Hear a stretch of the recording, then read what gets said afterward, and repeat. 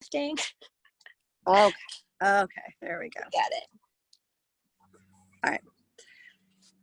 Hi, Chellsie. Hey, Nicole.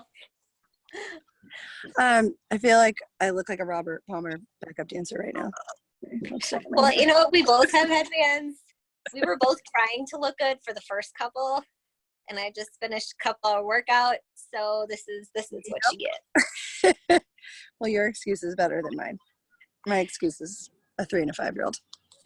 That's pretty solid. Not doing double doubles. So moving on to bars. I think we covered as much as we could cover in vaults. If people have questions, then we can do more. But yeah, bars. I think this is going to be a really long series talking about bars. I agree. There's a lot going on in bars. There's a lot. I judge bars a lot, so I.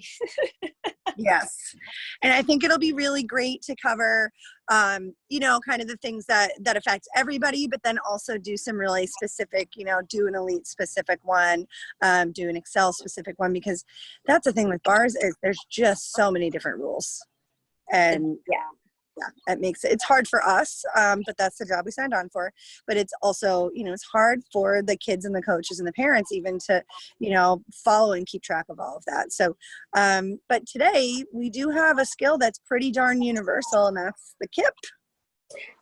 It's in pretty much every single bar routine. I mean, we see a few in level 3, but then level 4 on, there's a minimum of pretty much two bar routines until you're done with gymnastics.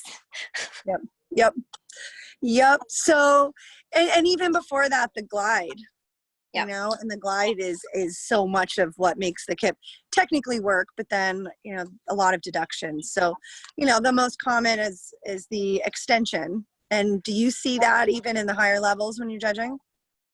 Absolutely. There's still elites that we take that lack of extension on in your glide. And again, that's pretty much the skill that you're mounting with. That's the first thing that we see.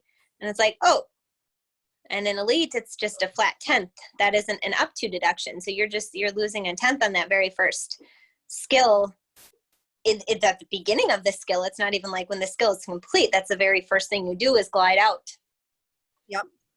And so when we talk about extension, what are we actually looking for as far as extension?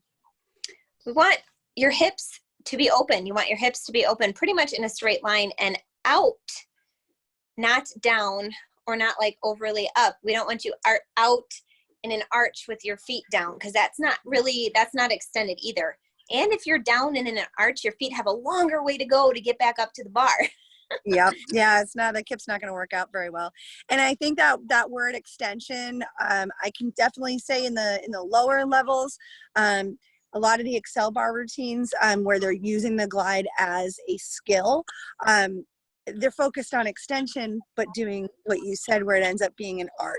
And a lot of times almost like a pike jump to an arch. And so extension is we're not looking for an arch position. And on top of that, it's not just the hips, it's the shoulders too. Everything needs to extend. So yes. Guys, we got pretty far. Guys, $1 million to be quiet for like 2 minutes. We're so close. So yeah,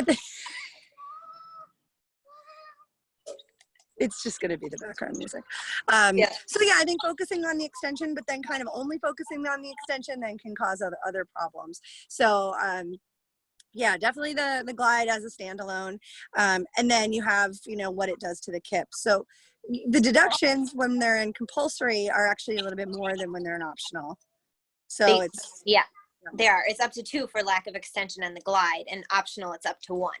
So we're really trying to focus on getting the good technique while we're learning it. Mm-hmm. Yep. And not just get up at all costs, because that brings us into the actual KIP. And depending on the level they should be connecting out of that KIP. Obviously for the 4s, for the 3s, if they choose to do the KIP, that small pause before they go into the front hip is going to be okay, because that routine is designed almost as it has nice rhythm, but it's not necessarily swinging connections. Right. In some of our Excel levels, it is okay to stop. Those examples out of the way, the KIP is supposed to connect to a cast. And so if we're struggling on the KIP, bending the arms, well, then we have a cast that starts with bent arms. So then there's 2 deductions back to back. Exactly. Yes. Always that, our favorite, it's the snowball effect. Yes, the snowball effect. Yep. Yeah. What about high bar glides? What is the expectation there? You still need to show some kind of extension, and yet you're doing a big jump. You're jumping from the low bar to the high bar, so you should be able to extend. Now, it might not be quite as much as the low bar because you have more of swing power to get there, but we still want to see some form of extension. And in level 4 and 5, isn't there an actual height of the extension before the KIP on the high bar? I'll edit this out if we don't have it. I would have to look. I'd have to look at there is. I think there's like an actual where they have to be, but I'm trying to think. I would have to look at the book for that one. Okay. I'll just edit it out. I should have grabbed it. Okay. Okay. So yeah, with the optionals, they only have 1/10, but they tend to have more KIPs. We should get into those longer bar routines. Yeah. So yes. Yep. So bottom line is, make sure from the very beginning that those glide swings are strong, just so that they're not getting deductions, but then they also build into KIPs that aren't getting deductions and KIPs that are able to be executed properly. Exactly. Anything else on KIPs? Trying to think. But yeah, mainly getting that glide. Also trying to keep your feet up at the end. And I know that's not really technical and you don't have to, but if your feet can stay up more in that pike shape, you have a lot more swing power to get into your cast. So your cast will be easier. Yeah, it'll actually happen naturally if you hold that compression. Yeah. Exactly. But again, I think it's the getting up at all costs thing that, they just want to get on top of the bar. But, it's like riding a bike. Once you figure it out, it's, kind of a no-brainer, but it is. And exactly. But it takes time. KIPS are really one of the hardest skill to learn, and they're the hardest skill to learn properly. And it is a huge, huge milestone in gymnastics when you learn and you get that KIP. Yep. Absolutely.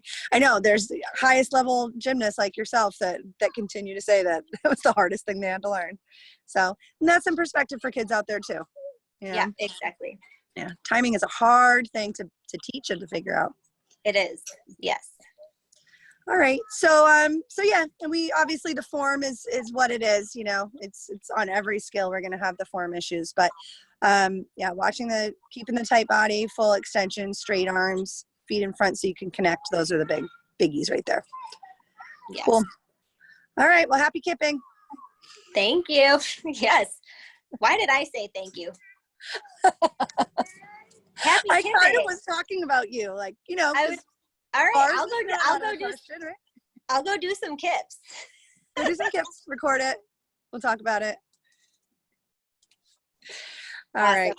I'll see you later. All right. Bye. All right, bye.